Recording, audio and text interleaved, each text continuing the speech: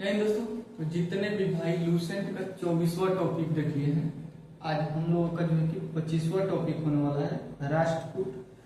और जो है कि इसके साथ यादव वंश और होयसल वंश, ये जो है कि 3 टॉपिक आज का है।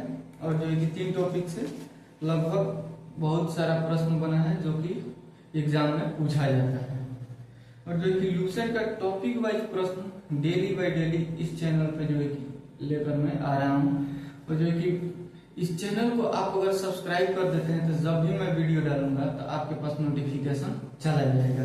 तो हम लोग जो है कि पहले प्रश्न की ओर बढ़ते हैं। और राष्ट्रकूट का पहला प्रश्न है, राष्ट्रकूट राजवंश के संस्थापक दंती दुर्ग था। राष्ट्रकूट राजवंश के संस्थापक दंती दुर्ग था। अगला प्रश्न है, राष्ट्रकूट की राजधानी मानिककर या मानखेट था। राष्ट्रकूट की राजधानी मानिककर या मानखेट था।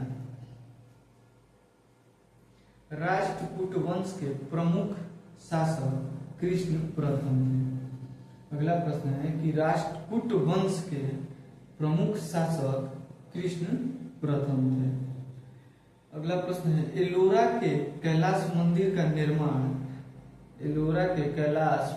निर्माण कृष्ण प्रथम ने करवाया था। एलोरा के जो कैलाश नाथ मंदिर है उसका निर्माण जो है कि कृष्ण प्रथम ने करवाया था। राष्ट्रकूट का प्रथम शासक ध्रुव था। राष्ट्रकूट का प्रथम शासक ध्रुव था जिसने कन्नौज पर अधिकार कर लिया। कन्नौज पर जो है कि अपना अधिकार जमा लिया। तो राष्ट्रकूट का ये पहला शासक ध्रुव था जिसने कन्नौज पे अपना अधिकार जमा लिया। ध्रुव को धारावर्ष भी कहा जाता है। ध्रुव को धारावर्ष भी कहा जाता है। अगला प्रश्न है, अमोघ वर्ष जैन धर्म के अनुयायी था। अमोघ वर्ष जैन धर्म के अनुयायी था। अगला प्रश्न है, कन्नड़ में कवि राजमार्ग की रचना अमोघ वर्ष ने किया। कन्नड़ में कवि राजमार्ग की रचना अमोघ वर्ष ने किया। अगला प्रश्न है, आदि पुराण के रचनाकार जिनसेन है। आदि पुराण के रचनाकार जिनसेन है। अलमसूदी भारत इंद्र तृतीय के शासनकाल में आया। अलमसूदी भारत इंद्र तृतीय के शासनकाल में आया। जो कि आप लोगों को पढ़ाने के लिए मैं बिल्कुल नहीं आया हूँ, बताने के लिए आया हूँ। ये बात मैं डेली हर एक वीडियो में इसलिए बोल देता हूँ क्योंकि जो पहली बार लोग वीडियो को देखेंगे तो वो बोलेंगे कि अच्छा लूसेंट का बस क्वेश्चन लिख कर और जो है कि ये बोल रहा है। तो भाई इसको वन लाइनर प्रश्न बोलते हैं, जो है कि क्वेश्चन और आंसर इसको साथ साथ बोलना होता है।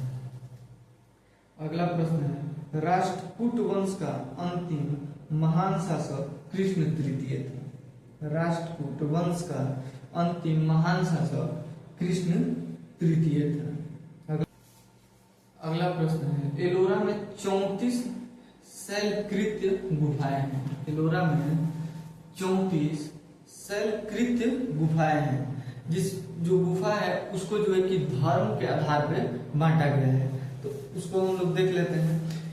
1 से 12 तक बौद्ध धर्म का गुफा है। 1 से 12 तक बौद्ध धर्म का गुफा है। 13 से 29 तक हिंदू धर्म का गुफा है। 13 से 29 तक हिंदू धर्म का गुफा है। 30 से 34 तक जैन धर्म की जो है कि कुछ गुफाएं हैं।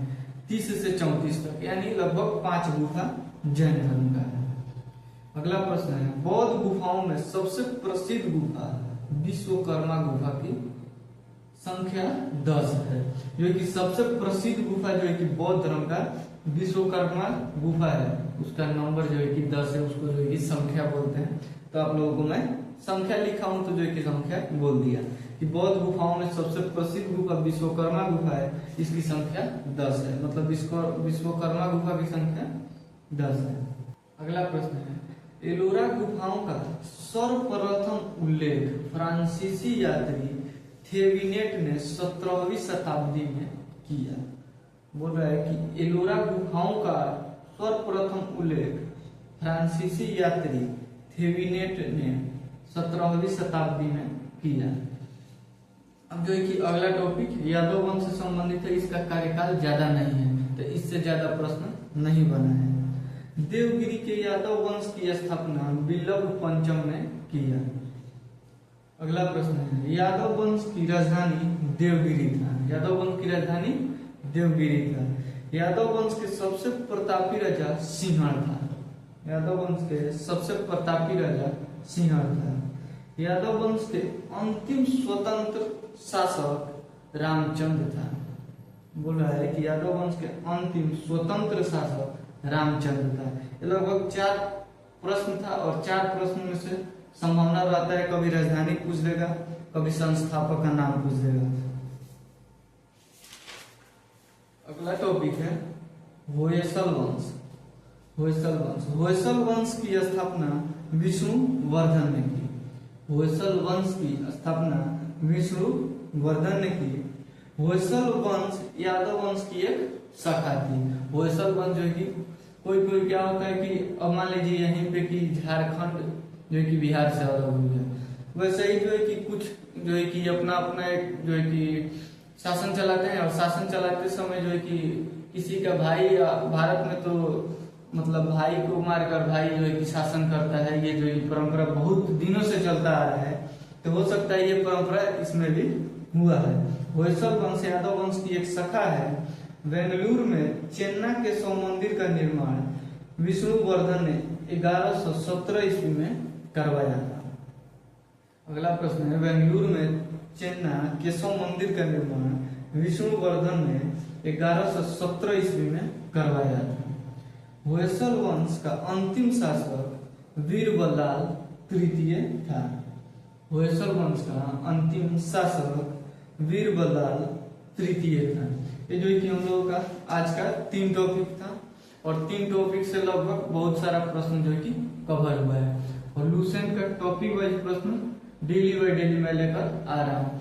तो ऐसे प्रश्न के लिए हमारे चैनल को सब्सक्राइब जरूर कीजिएगा। सब्सक्राइब करने में ज्यादा समय नहीं लगता है, 0.07 सेकंड लगता है। और जो है कि इस वीडियो को ज्यादा से ज्यादा शेयर कीजिएगा। मिलेंगे नेक्स्ट वीडियो में, तब तक के लिए जय हिंद।